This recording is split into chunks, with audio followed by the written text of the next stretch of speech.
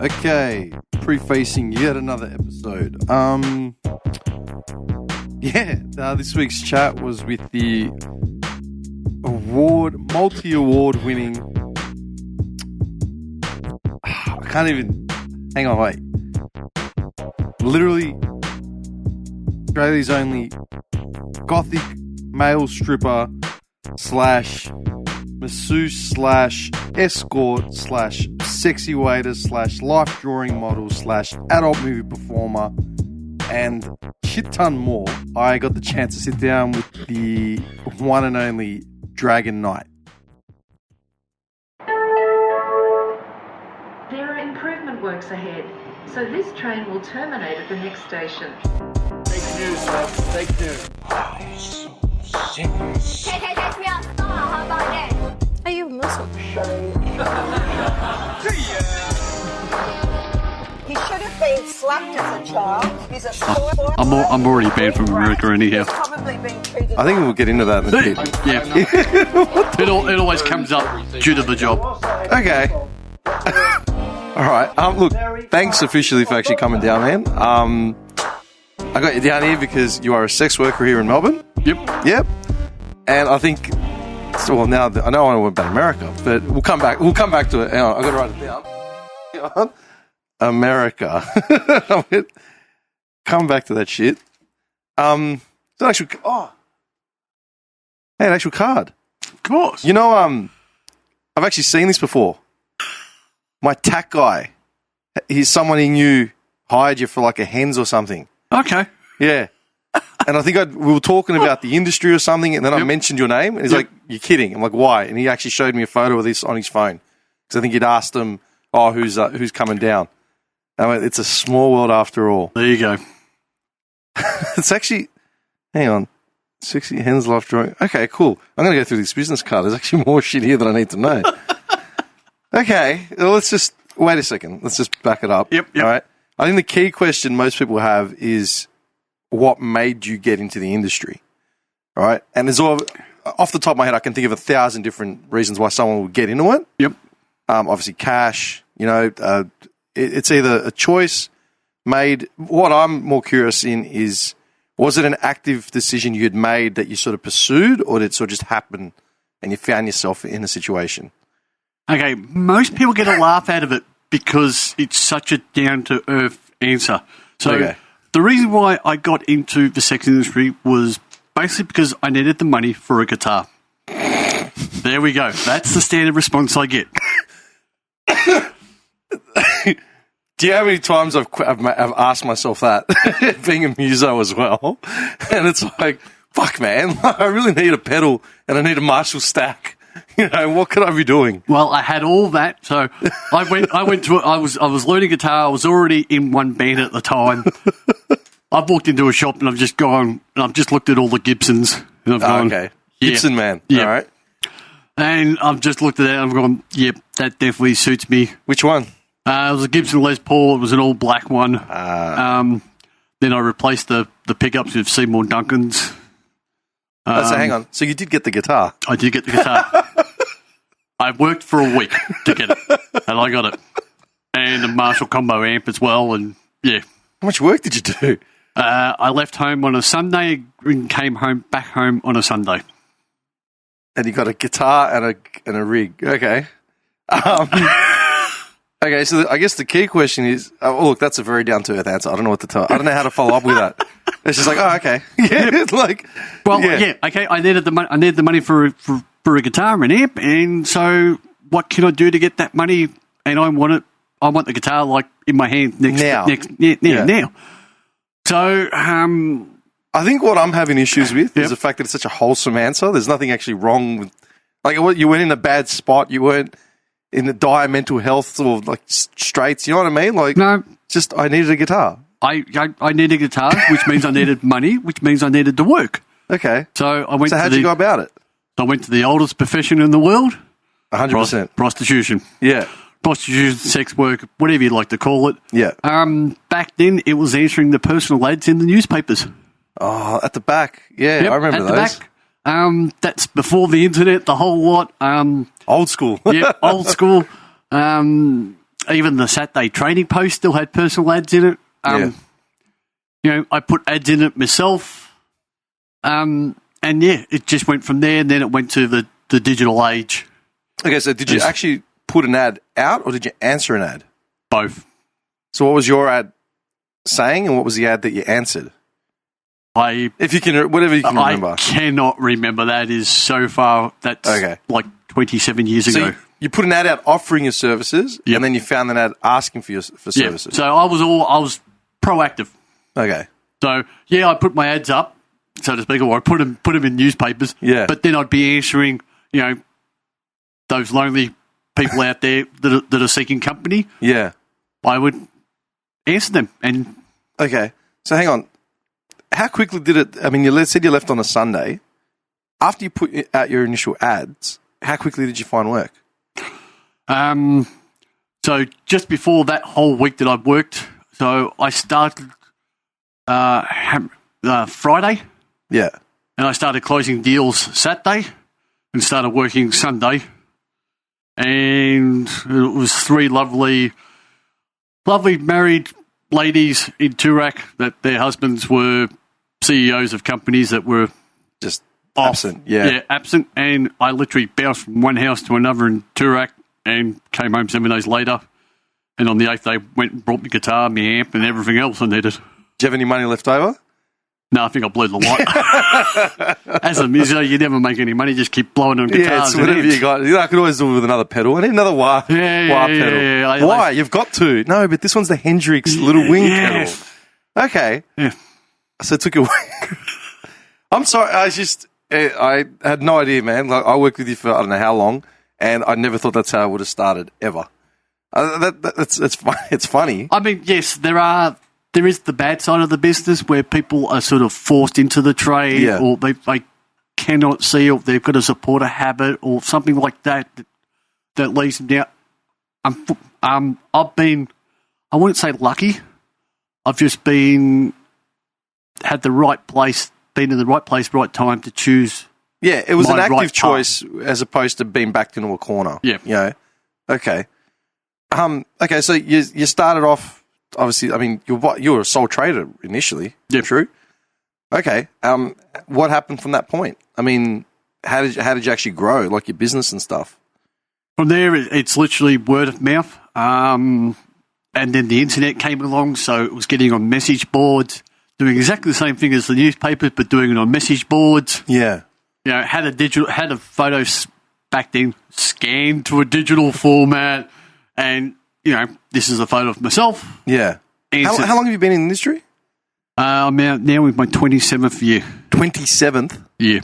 Okay. I was going to say, so I remember getting the Trading Post when I was a kid. Like, I remember seeing the paper, seeing the person and as a kid you giggle because you see, X-rated sort of shit at the back of the paper.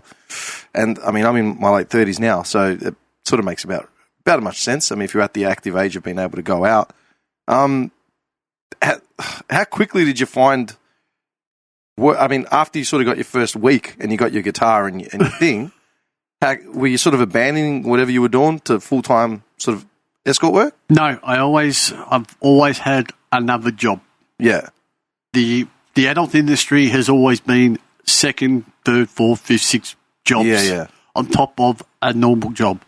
When I mentor sex workers these days and people that want to get into the industry, I tell them, go get yourself a day job. Even if it's manual labour, unloading a container. One, it'll keep you fit, which you need it for the job. It gives you some money. I said, if you can cover your basic rent, food, and your utility bills, you can use all your adult work as bonuses. That's your going out partying money, buying your guitar money, going on holidays. I was going to say that work would basically be black as well. I mean, but it'd be changed now, obviously. You can. It is a cash business. I didn't think it'd be sort of something that people would be putting on a credit card. Like, do you know what I mean? No, these days, different. yes. Yeah. Back then, no, it was more cash in hand. Yeah. But these days, with PayPal and other facilities, PayPal's not the best one to use because it's an American company. Yeah. I love how you know that. Like, like you actually schooled on this. And even your banks, the banks these days are now better at it. They won't close sex workers' accounts, but previously they used to, if they found out, they would close the account and keep the money. Because the banks were partly owned by American companies. Okay, so it's frowned upon. It's okay. Purely that it's frowned upon. It's frowned upon. It's not back then. It was very under the table. Yeah, you had to keep things on the low. You couldn't have too much money going in your account, especially cash deposits. Yeah, banks would get suspicious and. Okay. All right, I think we just skipped ahead like the whole 15 years there. I was just going to say, all right, initially, like when you started, how many hours of work would you say you were putting into, not just obviously seeing clients, but generally, how many hours were you sort of putting in? Probably about 20 hours a week. Okay, because I'm treating, as far as I see it, you were a sole trader and you were running a business, you know, and you were building a business. So I've done that. I'm still doing it. So I know how much time I spend, and it's exhausting. Now you're doing something that's physically exhausting. Can be. It can be. Can be. Obviously, yeah. I mean, you got different types of clients, clearly. Yeah, so you spend at least 20 hours a week building this thing. 20 hours a week on top of working whatever I was doing as a job at the time. Okay. Okay, so initially you wanted the guitar, and then you just found, like, thought, well, I can just keep doing this, and that's the end of it? I still did me sort of my job at the time. Yeah. Did more music, still did all the adult entertainment, and sleep just became an option. Needed another pedal, so you just kept going. One I didn't take, so just drink more coffee. Yeah, I mean, I've worked shift work with you, so I know exactly what that's like. I've come in those mornings, and it's just like, fuck me. Yeah, it sort of becomes like that. And I guess once you find your niche, as in, I should mention, like your niche, the whole goth sort of male escort. How quickly did you come into that? Well, I've basically been a goth all my life, I consider. Yeah. Oh, mate, don't get mistaken. No. I had hair longer than yours, yeah? Mine's short. Yeah, yours is short. I had hair down to here, all right, and I basically started getting tats when I stopped playing guitar because I didn't have time, so I want to hang on to that dream, you know? So I get it. I understand. I'll probably run into you at clubs, mate. 100%. Deviate or something in the city. God. That brings back memories. Yeah, showing some age now. But good old Deviate. That closed in 2014. Was it 14? Yeah, 2014 it closed. Shit. It was packed that final night. I used to know a few of the dudes that like ran sort of stuff there and DJ'd or whatever, but it's been a lot longer since I was there. I was still early 20s probably was the last time I was there. Oh, anyway. Yep. So, yeah, how did you fall into the whole goth thing? Was that your thing from the start? That was my thing from the start. That's what you advertised as? Not at the very start. Did you? Let's take your first week, all right? Whatever you can remember. Did you turn up, say, in goth sort of wear or, you know, with the eyeliner and all that sort of shit? Or did you try and keep it sort of... I kept it sort of low-key, but with the long hair, it sort of gave it away that it was already sort of alternative. So back then, it was like people were trying to mistake me for grunge. Mm. Yeah, no, there's a big difference between grunge and goth. And there's no flannelette shirts. It was I kept it dark. It was black shirts. It was black everything. So that wasn't as much as the makeup. But if the customer wanted it, whack, it went on. Okay. How I mean, you're obviously new to that industry. Did you have anyone mentoring you along the way? Nah, a lot of it was trial by error. Everything was trial by error? Yeah, sink or swim. Sink or swim. I mean, I've made mistakes. Learning, teething. And you learn. You live and you learn. I'm just like, obviously, like, I'm just thinking of all the endeavors that I've taken on. If I've had someone there sort of guiding me along the way, but that kind of industry is really, it can leave a person like, you're dealing with vulnerability, really. Correct. So that's why I'm saying that's a big learning curve. Oh, yeah. it is. I had things happen in my early childhood that sort of mentally prepared me for that type of work. Yeah. And so the mental side of things of this business, I was already sort of prepped and years ahead, so to speak, before I was at the legal age Yeah. Love to do stuff. Yeah, I understand. So, what do you reckon in your first say? How long do you reckon it took you to sort of get your stride going? Like, feel comfortable enough to be confident and back yourself when you were going out to see sort of clients. Probably my late 20s. As in, how long had you been doing it? The work.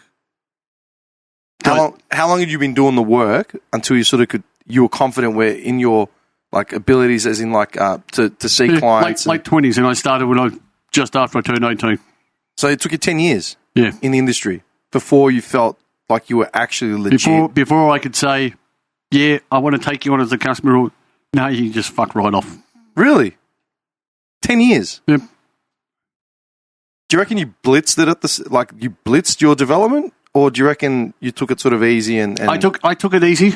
I always had other things going on, so I did take it easy. It was a learning experience. So I did have bad weeks at things like that. I also tried to manage a day job, my band at the time, and this. Yeah. So, and friends, relationships, all the other shit. 80 hours a week, work week, will take a toll on a body. Yeah, for sure. So, yeah, all that and probably too much beer. So it took a bit.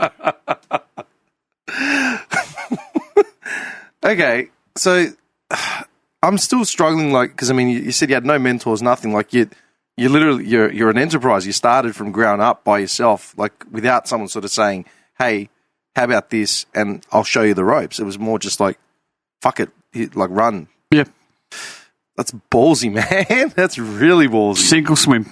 Most people don't have the nerve to starting a little home business. Even during COVID, you would have seen everyone doing an arts and craft or something. But this is next level sort of shit. Sink or swim. That's the philosophy I believe in. It's go in hard, go hard, or go home. What did you find like in your first sort of year of how many clients do you reckon you were seeing like in a week? When I was younger, I was seeing a hell of a lot more. Yeah. I was also charging incorrectly. Thinking about it back then, you should have been charging more. Should have been charging more. Yeah, that's just hindsight's a wonderful thing. Yeah, anyone that run a business long enough, oh shit, I should have done something. Yeah, I've probably done at least 50 jobs that I could have earned a lot more money. Yeah. So a lot of things back then are all sort of a blur to me. It's just so far. I'm just picturing like a 20-year-old that's making coin doing this in a band, working day job. Like I was in a similar point where, like, back when I was 20, I'm just thinking off the top of my head, I was working part-time, I was going to school full-time, I was doing audio engineering, so I was, again, like you, man, I was in bands and recording rooms and shit. So also, like, had a partner, a girlfriend, whatever it is, and you got your friends on the side as well, and you're doing this and you're doing that, and there was no sleep. And it's a blur. A lot of it is a blur. Yeah. I can remember buildings that I may have been in, you know what I mean? What I was doing, God knows what, but... Yeah, I can. Oh, yeah, I remember that hotel. Yeah, I don't know what happened. Jesus Christ, man. Okay, what do you reckon you sort of learnt real quick when you started? Because look, I've run into sex work myself. Yeah. I've sort of looked into it. Like, it is the oldest industry in the world. You can't overlook the importance of it, and I think it should be. I think the stigma around it should really be sort of taken off, and the taboo sort of nature to it, because like it's an essential part of life, like interpersonal relationships, physical relationships, like it's one of Maslow's hierarchy of needs. Like it's something that people can't just switch off. Correct. Chemistry and physicality of it just needs, however it's satisfied, has to be satisfied. What did you find, like as a teenager, early 20s going in, what did you actually discover about people like that you didn't really sort of see or didn't anticipate doing this kind of work? Probably the more mental side of things. Yeah. Because and physically as well. Yeah, look, it's a given. Like you sort of think when you think of a sex worker, you think of the physical side, which isn't the truth. Like it can be completely removed from that. There's a lot more than... But I'm just thinking of a hot-headed 20-year-old that's starting to cashed up and like the world's at his feet. You know what I mean? So, well, obviously you take on clients differently now as you would have then. The way you look at everything. Up to a point. I still take on... so when I was 20, my main market was to aim for the 40-year-old woman. There was no point me aiming for a 20-year-old because they're at my age. They're not doing what I do, which means they're doing a retail job, which means they can't afford me anyhow. So I'm not even going to bother wasting my advertising and trying to hunt down that market. I'll go for the market that's got the money to spend. And expendable income, that's what you need. And they're looking for a toy boy. Because that's what they see. That's what they want, and that's what they're hunting for. And I just happen to put myself in the front of the line. God, here, choose me. What a snake oil salesman. Exactly. Yeah, it's like you said, in it to win it, man. Like, you got to be in. You either pay, you play, and that's it. Okay. So what did you actually, like, what did you find, like, when you first started, like you said, with the whole mental thing? What was your first sort of learning experiences? Learning experience would be trying to deal with other people's emotions.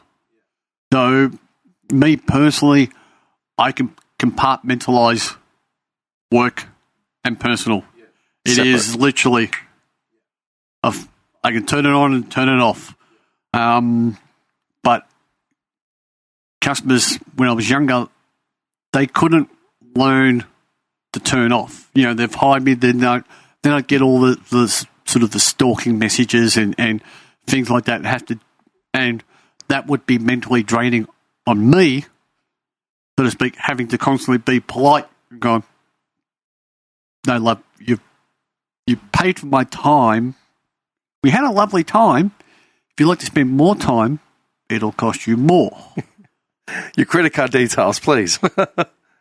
Did you find, how often were you finding, say, a client getting attached like that? In my early stages, a lot. Is that because you were mismanaging it? Like, you weren't really dealing with it properly? Or Yeah, it was all a learning curve for me back then. How to reply to customers, not saying the right words. These days, it's all I've got. Yeah, I was going to say, right now, like these days, I'm guessing you do a lot of stuff like via, obviously, with texts and online. So you can sort of see a conversation and know exactly how to respond. Yeah, these days it's like reading in between the lines, and you do that really quickly. Yeah. How was it then? Like, you know.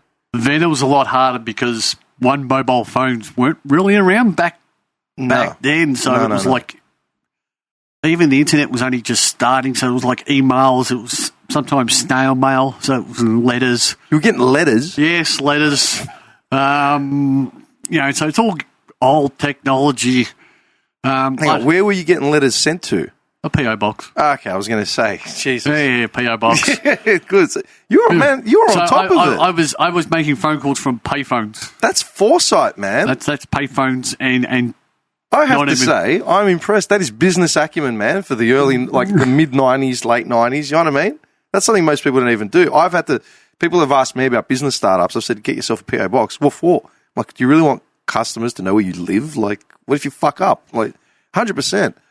Okay, so how were you what were some of the things that were happening in regard to, you know, clients overstepping or becoming attached? Like, what were you not doing correctly? Like, give me an example of like a response to like a request or a letter.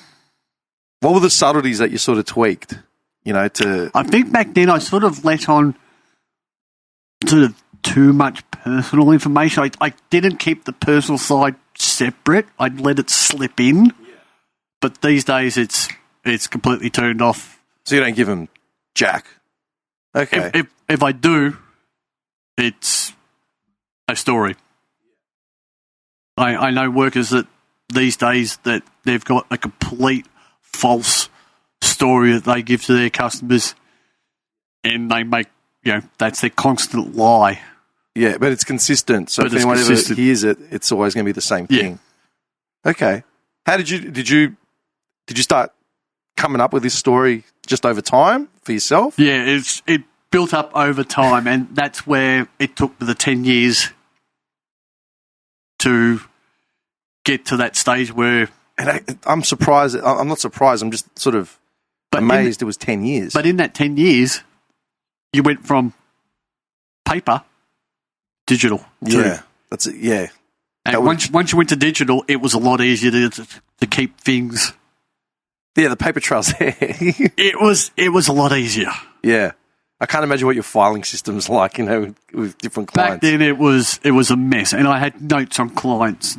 These days, it's all electronic, and it's not far from my palm of my hand. What do you starting out? Like, looking back now? Obviously, what do you think you sort of wished you knew now that you wished you knew then? The things that would have helped you along. Everything. Yeah, everything. If I know what I knew now back then, I wouldn't be driving a shitbox like I am. Yeah, but you needed that other guitar. Like, it's just. I probably would have spent more money on more guitars. Exactly. That's what we do. We're stupid musicians. Well, I spent enough as it is. Yeah, look around you. Like, I've spent more on microphones than I have on food, in the last 6 months. I'm an idiot. Yeah, I could have owned a house, 2 houses by now. Yeah, 100%. The amount of guitars I spent money on. Totally get it. I was going to say, when you started off, were there any other goth escorts out there? No. At all? Not that I knew of. Not that you knew of. How quickly did you go into, like, say, because, looking at your card, you're doing erotic nuru services? Yep. That one's new to me. What's that? Okay. Now, to explain, this comes to Victorian state law compared to federal state law. Yeah. Okay, so you're looking at that business card, and you'll see right down the bottom there's a little number. Yeah. Okay. So that number is the smallest I'm allowed to have on a business card. I can't make it any smaller. I'm not allowed to by law. Okay. But because of that number, I cannot say certain words on a business card. The word massage is one of them. Why is that? It's just part of the state law. Really? So I have to call it services. Okay. So services equals massage. So it's nuru massage. Uh-huh. All right, which is a body-to-body, very erotic, sensual massage. Oh, like a body glide sort of thing? More than that. Okay. Is it more like a slow burn sort of thing? It'll leave a smile on your face, and you'll be nice and relaxed. I can just see you selling this shit to someone. Okay, so you got escorts. I have literally come from doing a nuru massage job. Oh, just now? Oh, okay. I shook your hand before. It's fine. It's nice and soft. It leaves the skin beautifully soft. I was going to say, man, you got great skin. All right, so you're doing, from this card, you got strip shows, sexy waiter, hen's life drawing, adult movie performer, model, and a lot more. How quickly did you deviate from, just being an escort into the rest of the stuff? So escorting started off, it went really well when I was younger, sort of dipped off. I still kept my toes in it, and then I got more into it in my mid-30s. So I sort of 5 years, there was 5 years from my late 20s to 29 to about 35. I really slowed back on the escorting.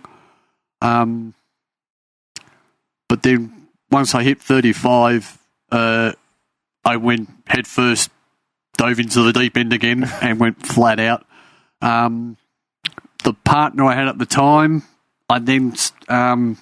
she was a stripper. Yep. She wasn't when we were first dating. She hinted that she was. I said, "What? Do you want to go back to it? If you want to go back to it, I'll drop you off at work while I go to work." Yeah, I don't care. Yeah. So she went back to stripping. I'm going. I'd already started doing life modelling for hens parties. So I'd been doing that for a couple of years. Do you find that taxing, that sort of stuff? Because it's really interactive and... Life modelling for hens parties, not so much. Life modelling for art groups, I find very stressful. Why is that? Because with hens parties... Oh, there's, banter. There's drunk. Banter, there's alcohol involved, and I can sort of move, and if I've got an itch, I'll scratch. and an art group, they want to draw the human body, so I'm standing still for X amount of minutes. Yeah. If I've got a scratch, bad luck. Suck it up, princess. That's it. But as soon as my time is, scratch away. Do you do a lot of that sort of stuff? Look, the last two, before BC, yeah. But after BC, not so. Everyone's still trying to get to normal at the moment. I was going to say COVID really sort of would have shaken this industry up like heaps. But I've got a few things I want to ask you about that. Yep, that's fine. Okay, so basically from So it was escorting, life modelling for hens parties.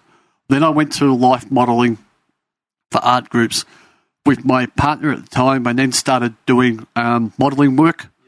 So for alternative magazines, for photographers, for wedding albums and things like that. Wedding albums? What do you mean? So... Why do you smile when you smile? Well, you've got your typical wedding, okay? Also, there was a period there where people wanted something different. Yeah. So they, a much darker wedding, so the goth style of wedding. Myself and my partner at the time were a couple of goths, and we worked well in front of a camera, so we did a lot of sort of wedding portrait stuff, so people could get an idea of something. You got your typical bride and groom, the white wedding dress, the sort of the dark blue suit where you had black and black at a cemetery. And everyone's wearing makeup. And, so... Okay. So I wouldn't have even considered that as a thing. So we went to the modelling. Then from the modelling, I went to sort of, I'm doing life modelling, so I might as well do X-rated modelling as well. I'm already a sex worker, so... That's how I started doing the X-rated modelling, X-rated shoots, and then, I might as well film it as well. So that's how I got to doing the porn. And then finally, I go, I'm already taking my clothes off in front of strangers. Might as well get paid for it, so let's add stripping to it. So, was stripping the last thing you sort of took on? No, the nuru massage was the last thing I took on. What made you? How'd you see like an opening for that? Like how did that come to sort of fruition? The nuru massaging services came about because I knew a few girls that were doing that sort of type of stuff, or doing massages with happy endings, and then sort of nuru came along. Oh, well, why not? Yeah, add it to your repertoire. Well, I mean, money's money. Money's money. If I can perform the service correctly and value for money, then why not? How'd you look into it? Did you have to do a course? Did you research? I had friends that were doing massage courses, and I was always their guinea pig.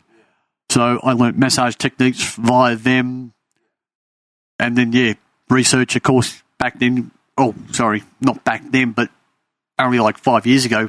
Plenty of stuff on the internet, so I could research. I know YouTube sort of helped everything. Then YouTube tutorials and it's always researching, always learning.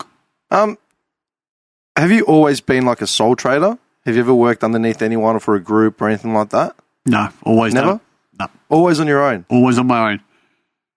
I have worked with other escorts doing double jobs. Yeah. No. I meant more getting either managed or having clients sort of managed for you and pushed towards you and stuff like that. I do have a couple of close lady friends that have taken on my services, and they have quite happily passed on business cards and referrals. Ongoing referrals. Do you give a discount for referrals? It has been spoken about with my business manager. I might give loyalty cards every 10th stamp. You might get a. Did you find that? Did you get a lot of follow-on sort of stuff? Someone would recommend you because of their experience or whatever? Yes. There's a group of ladies now. As each one of them gets married, they've hired me. This same group of ladies have hired me, I think, 5 or 6 times. As in after they've gotten married? One of them's got married. Yeah. They've hired me for, say, a life modelling for the hen's party. Yeah. One of their friends, in that same group, got married, then hired me as a stripper. And then they've turn up to the same events, same women. Yep, more or less. And it's a couple of odd ones in there, but it's the same sort of core ladies that have hired me 4 or 5 times for life modelling or stripping. I'm just obviously the industry's changed, and it's sort of become a bit even safer because with the sort of digital thing you can screen clients a lot easier than say you being 21 and just rocking up to someone's house. What were the first steps you put in to sort of protect yourself back then? Martial arts training. Yeah. What'd you do? I spent 4 years doing karate. Yeah. I did that too. Also pressure point techniques. you have any negative experiences where you had to where you sort of thought, shit, something might happen here? Oh, yeah, there's always a risk. I mean, I've jumped out of 2-story buildings. Really? Jumped out of windows because their partners have come home, Oh, shit. and jumped into the nearest tree, so to speak, and pretending I'm a monkey. No clothes, sort of just... No, I've managed to always grab my underwear. At least I can't get arrested for indecent exposure. At least your underwear. Not caught with your pants down. Jesus. No, I wasn't wearing any pants. That's a sketchy situation, man. When did that... It's only happened twice. Okay. Touch wood. 2 times out of a 27 years, 365 days in a year. Those are good odds. Yeah. So, yeah. Yeah, you're lucky. The percentage is minute. I'm not even worried about it. Yeah, and obviously now you know better, as in you know how to screen. And yeah, these days, I don't. And plus, I'm a male worker. It's a lot different to a female worker. Yeah. Male workers don't have as much trouble as female workers. Just generally dealing with, you mean? Generally dealing with dickhead customers or dickhead bookings. Okay, let's just make the assumption that women workers, like female workers, would be dealing with a lot more dickheads out there and a lot more arrogance and testosterone shit. What are some of the things that you would have had to deal with, like outside of, like, say, I mean, you already mentioned it a bit regarding, like, clients that sort of blur the line between client and personal. What were the, like, negative experiences that you would have had other than jumping out of a tree into a tree twice? I have had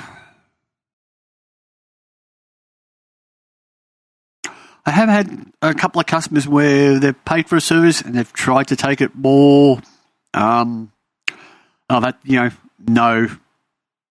it's not allowed. Yeah. No, it's not allowed. No, it's not allowed. Do it one more, I'm going to break your thumb. Really?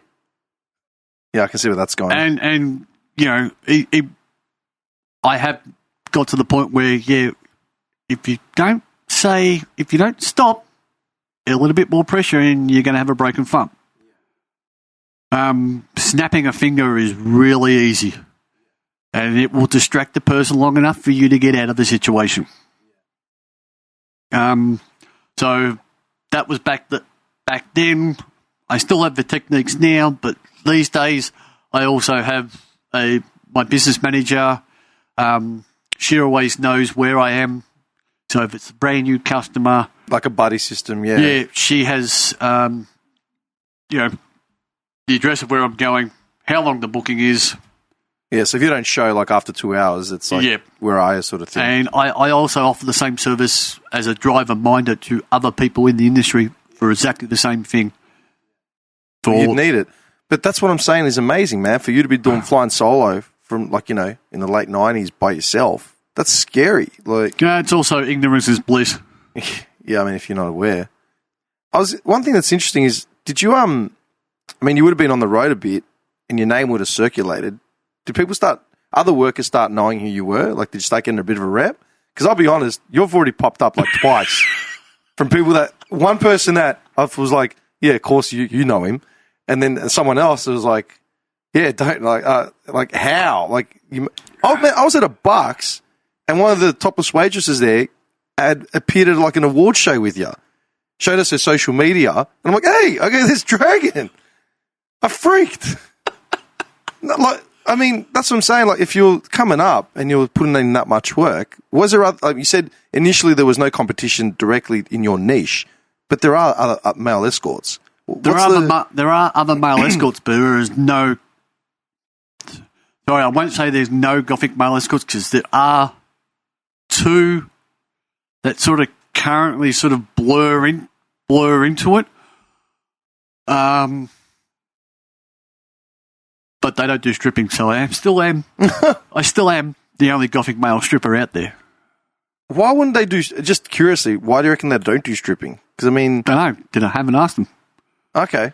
You don't know them, you just know of them? No, I know them. I see one of them at some of the goth clubs. I see the other one at some of the fetish events. Just never really asked. Okay.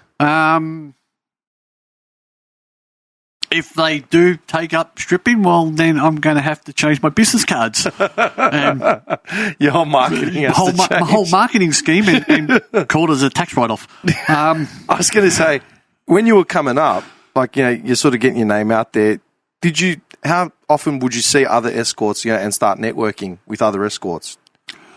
Early years, no, not at all, because it was still under the table. It was very taboo. These days, completely different. Yeah. These days, I network.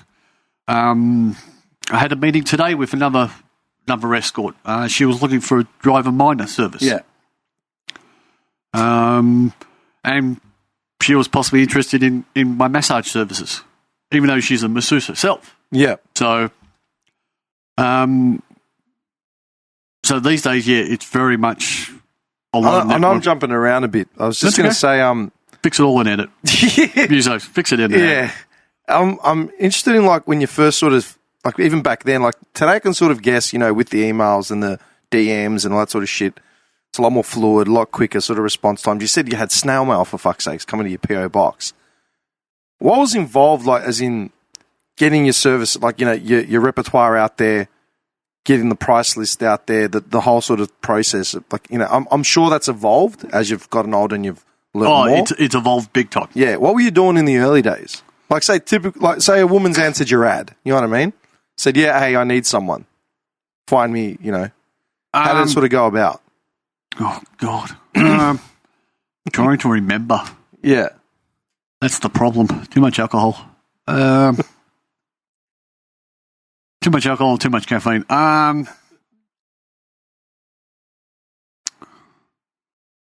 Now, you can't quote me on this, but since it's a podcast, you probably can. Look,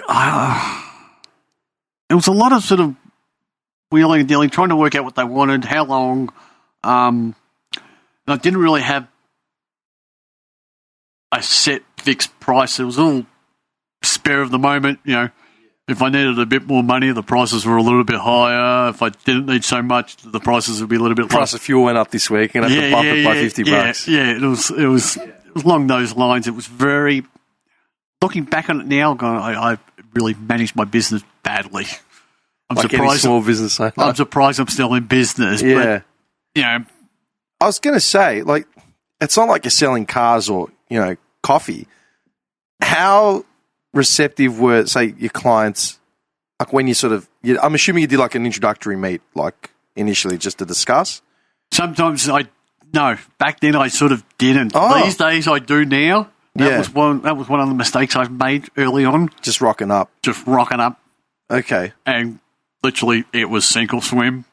But these days, no, I offer an introductory meet and greet. Yeah.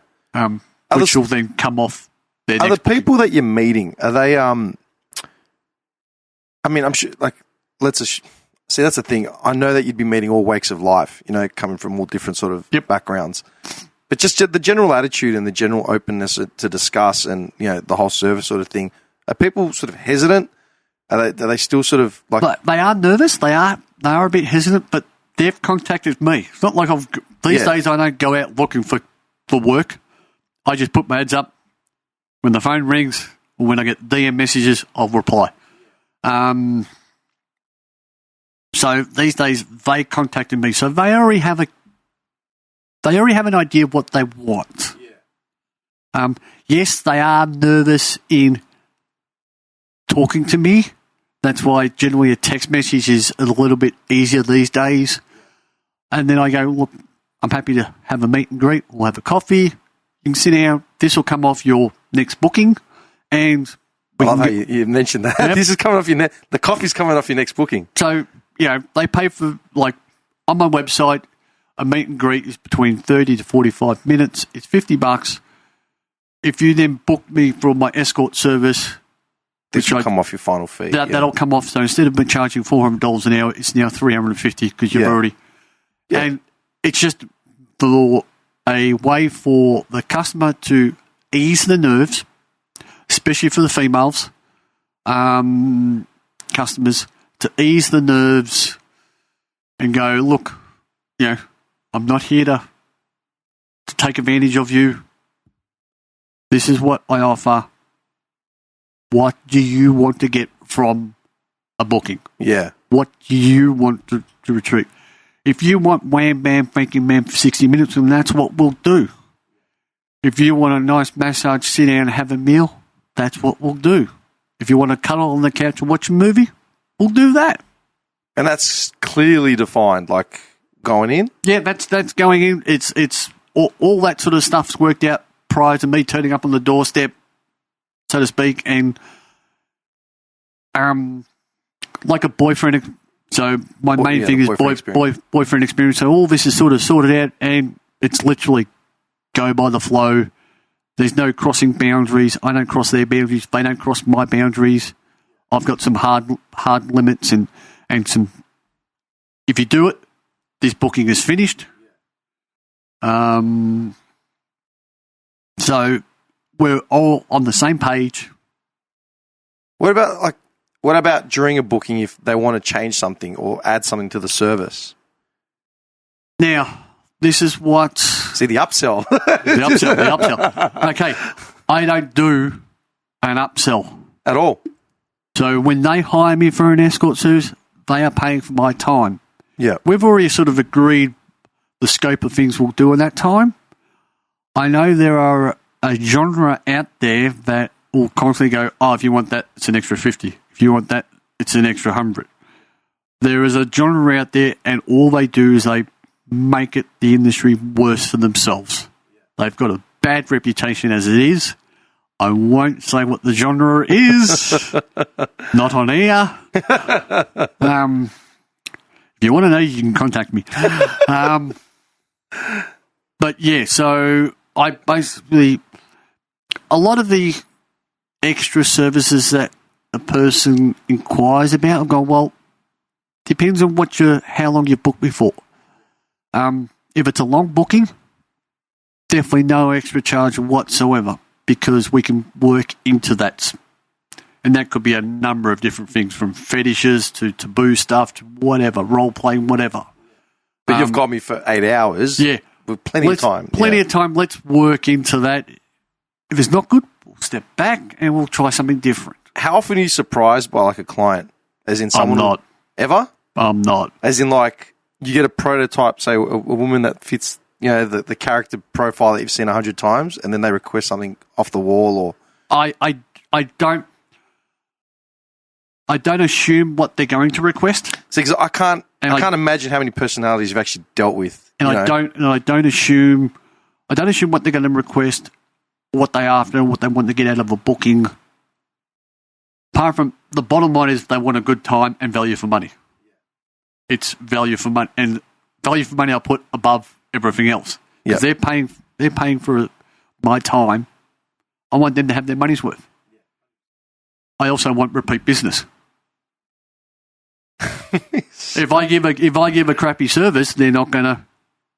100%. And it's word of mouth, as you've said yourself. You go, oh, that's great. Yeah. It's word of mouth. How I was going to say, how long have what's your like longest repeat customer that you've had for like the longest stint? 5 years. 5 years. Was it always sort of the same sort of scenario, or did they It went up and down. It went up and down over the years. Would you say like their personal life maybe attributed to their usage? Possibly. I don't know. I didn't ask. That's the other thing I was going to ask you. Obviously, to protect yourself, you keep your personal shit locked. How much of their personal life do you actually, I don't know, maybe become a receptacle for? Because I'd assume a lot of lonely housewives may start talking, and they do start talking. I take it in if they want advice, just a general advice. I'll give general advice. I'm always polite and courteous of their needs. It's if they want to offload, that's fine. Offload, you're paying for my time, that's fine. Whether I reciprocate in the sense that what they want to hear, it's all very individual. There is a line. This is what I'm sort of picturing, man. I want to know how you would actually handle it. say a woman books you for 3 hours, right? And she says, meeting, come down, blah, blah, blah, and there'll be, sex is the bottom line at the end of the day, right? Yep. That'll be the final sort of thing. Nothing fucking out of the ordinary, but just standard. And you get there, you're talking, maybe you're fucking around a bit, but nothing serious. And then she starts offloading problems or just whatever's on her mind. You get to 3 hours, you haven't done anything physical, but your time is up. Have you tried to redirect it to that, like throughout but she's just offloading. If she's offloading and she's come, there'll be subtle things like, I'll be holding her, for that example, I'd be holding her hand, probably cuddling, and see what her physical vibe is. If she's not into it, she's not into it. I'm not going to push the subject. But my point is more of like, you get to 3 hours and you're like, well, boop, boop, time's up. And she's like, well, but we haven't done anything physical yet. I would be reminding her that, you've sort of got me for a period of time. Okay, so you will drop that hint. Yeah, I'll drop the hint. But if she doesn't want to do anything, well, that's fine. Okay, but the booking stays the same. Nothing changes. The booking stays the same. And people are okay with that? As in, have you ever had anyone react negatively to that? Like think that your time is, time is money, clearly. Yeah. But I'd imagine some people would get almost entitled to that time. There have been, or some people have the assumption. That's what I'm saying. They're entitled to, I've paid for you, so we're fucking. Mm. I'm going, you've paid for my time. I said, we got 60 seconds, so if you want, we could have a wham, bam, thank you, ma'am. 60 seconds. So, but if you'd like to extend the time, then by all means. Maybe depending on the situation, I might go, right, if you book me again, especially within a week, maybe I might. Look my at availability. Look at little yourselves, mate. If you book me within a week. I might be able to double your time for the same price. I can't. Your business acumen is like next level. You've got it all figured out. Well, I'm selling myself. This is a cutthroat market. I am selling myself, especially as a male worker to females. Yeah. Because the female attitude is, and I've come across it, is, I can just go down to the pub and pick up whoever. And I go, well, by all means, do that. But if you catch something, go see your local GP and get a test. See, I remember years ago we did a podcast here, and there was a female on the panel, one of the regulars, and we were talking about, she was talking about being harassed in clubs, by guys and all that sort of shit. And the assumption was there were 3 other males on the panel, and the assumption was that we didn't have to deal with that. And I said, that's ridiculous. She says, what do you mean? I go, I've been assaulted in clubs. She says, what do you mean? I go, walk into the bar and some woman's grabbed my groin. She says, what? And then we all went around the table. We all put our hand up. We said, yeah, that's happened many times. And I've said it. I go, sorry, but I don't actually know you. Like, back off. But there are women that will have that assumption. Yes. That's why I'm saying, like, it would have been, especially when money has gone over. Yes, that is correct. That's what I'm saying. Is that something you've had to deal with frequently? Yes. Look at the seriousness in those eyes. Yeah, I've had to deal with it. So even when money hasn't exchanged hands because I'm known and they've seen me, they've gone for a grab and I've gone, love, that's just now going to cost you $50 or I'm going to break your thumb. How often do you reckon that would come up, as in become a thing? Say in 20 jobs, would it be 1 in 20 or 1 in 50? Yeah, it's a low number. It's not necessarily in jobs. It's when I'm out, not actually on the clock, so to speak. If I go out to a club, someone sees me or out in the... Just your reputation itself is enough to sort of get someone thinking that they have access just because. Yeah. Yeah, see, that's a shit thing, man. And, and both sexes are just as hard, just as easy. They're both at fault. They're even with things like domestic violence, rape, both sexes are just as bad as each other. Except one gets more media coverage, than the other. So, yeah, it's both sexes are just as blamed. For an example, an ex-partner of mine, she was a dancer at a well-known strip club here in Melbourne, and out of all the years she'd been doing it for 10 plus years, all the privates, she only had to kick out 2 people, and they were both females. Really? In that situation, the men kept their hands to themselves, but the women felt they were entitled to touch. And the rules are no touching. They got thrown out. That's one scenario. I still know a lot of lady dancers. I haven't spent enough time with them recently to find out whether they still have the same sort of problems. I don't imagine that would go away, you know. They don't go away, but the frequency of them, whether they're less. I think you're getting better, just as... Yeah, I think these days people are starting to accept people that work in the adult industry. It's a job.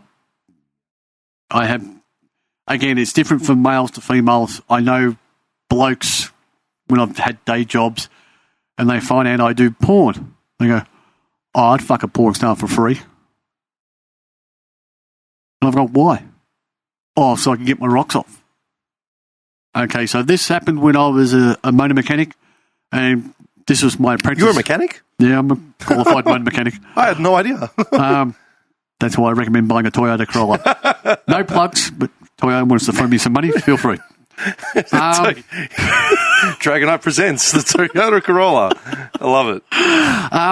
So our apprentice at the time that, and he would go, "Okay, put down your tools, go to the foreman, tell him you're going to work the rest of the day for free."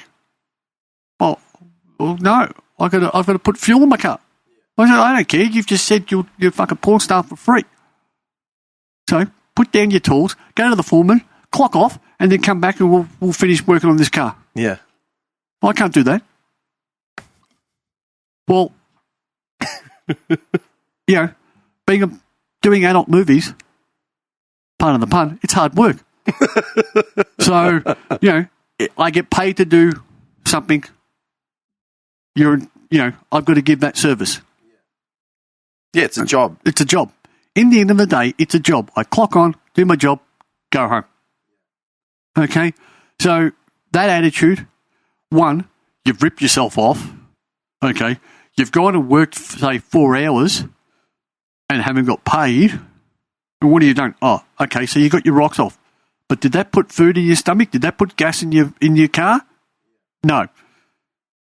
So now you've got to go find a day job or work even longer hours because you took 4 hours off your day job. Okay, so now you've got to work harder. Use your brain. So, time is money, and that's it. No, I get it. Man, I do this podcast. I don't get paid a salary to do it. This is all mine. I pay for everything. And when people say, "Oh, but you like it," yeah, but it's 10 hours of work to get one episode off the ground. Yep. If we chat for 3 hours, I've got to go back and listen to that edit for another 3 hours. 3 hours. 6. Not including travel time, not including everything else. It'd Correct. be nice to get paid a salary, but that's the point. You don't work for free. So if anybody wants to sponsor this podcast, feel free. He's looking for sponsors.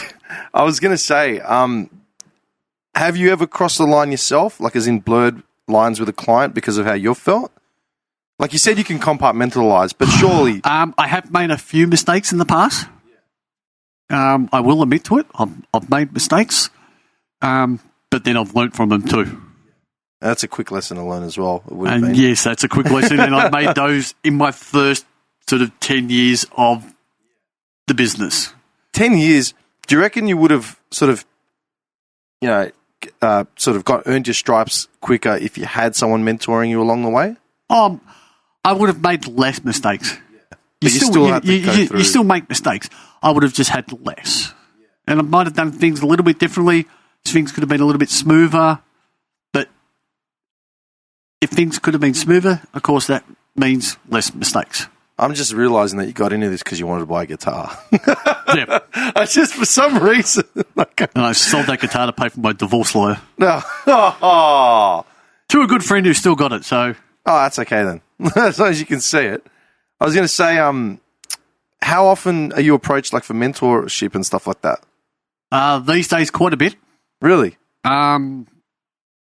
Because I don't hide the fact that what I do... not my website. I hand out business cards left, right, and centre. I leave them on public transport. I leave them on the seats. I leave them at restaurants. I leave them everywhere. How have I not found one? I never know who will come across it. You never know. It's a complete random. Even social media profiles is sort of. It's a fine line between business and social media profiles and all that. And I walk on the line. So it's not advertising, but it's a real fine line. Would you have you seen like people that you've mentored?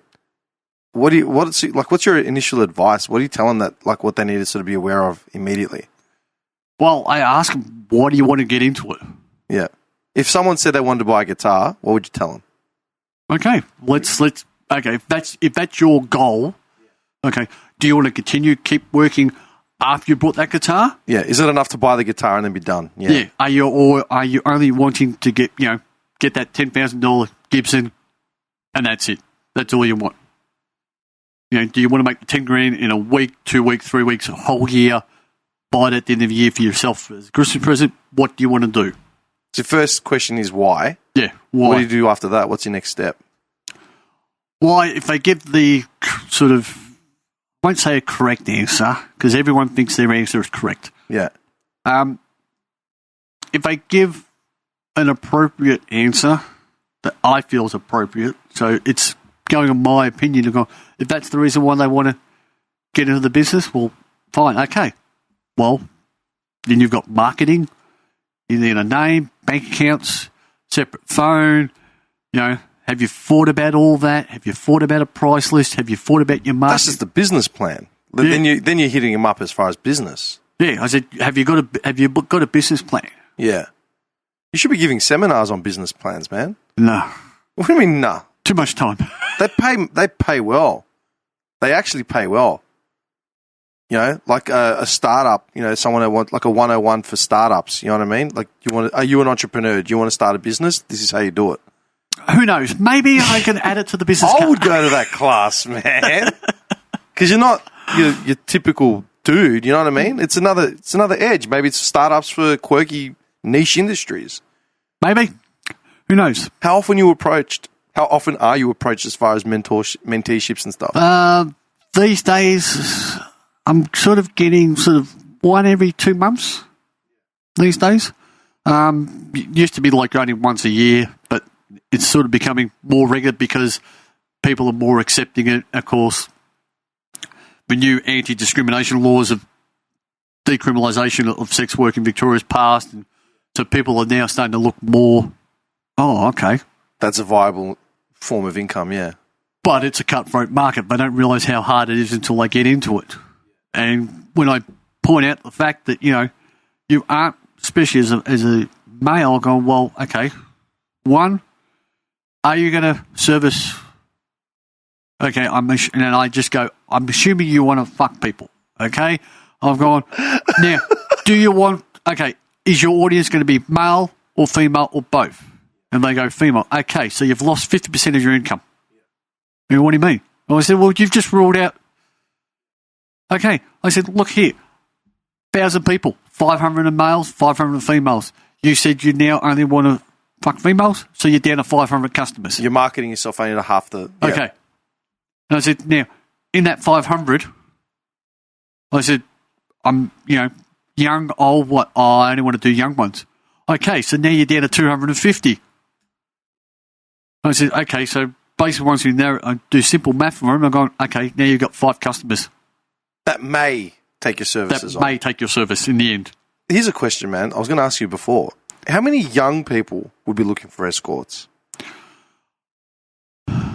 Maybe not necessarily for yourself, but like actually in the market looking for an escort.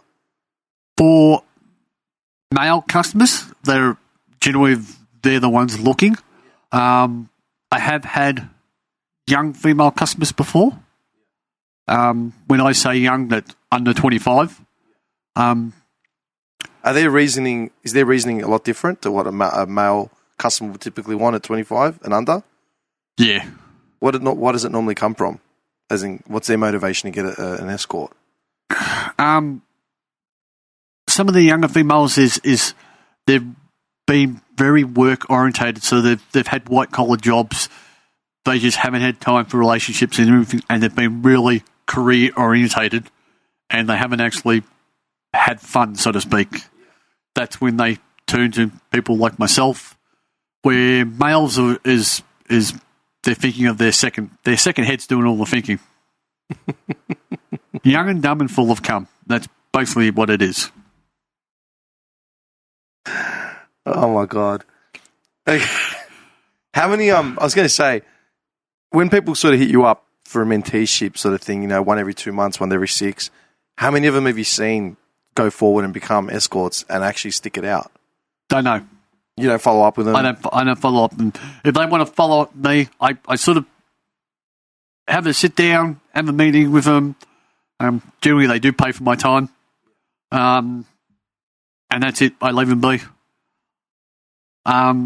If I start seeing their ads pop up in the same search as me, well, yeah, then I might go and might take note. But no one offers what I do, and I'm the only one in Australia that offers the amount of work that I offer. So you really are standalone, like the standout. I am literally a standalone person. There is no other male escort that offers the stripping, the massaging, the life modelling, the nuru massages, the driver money, and doing porn. There's no other in the country. I'm sort of surprised. I thought more people, you'd want to add more things to your act. You know what I mean? Like in the industry, a lot of them will do sort of two things. So maybe they'll do escorting and driving, or escorting and porn, or maybe they'll do porn and stripping. But I do the lot. What about as far as like registration? How does that sort of work for you? I am a licensed sex worker, hence that little number at the bottom of the card. Yeah. What do you actually have to do to become licensed? Fill out a form, basically. That is? That's it. Pay a fee? No, because I work independently. So I'm not a brothel and I'm not an agency. So under the Victorian laws, and every state is different. Victoria's got the harshest laws when it comes to sex work. Is there any reason for that? Just cunts. just Victoria, a bunch of cunts. That's it. Are you allowed to go into another state to work, though? Yes. Why do you say it like that? Some states are still a bit hesitant on sex work. In general, not just Victorians going into their state. Yeah, just like I believe Northern Territory. It is legal in other states. Northern Territory is still a bit hesitant.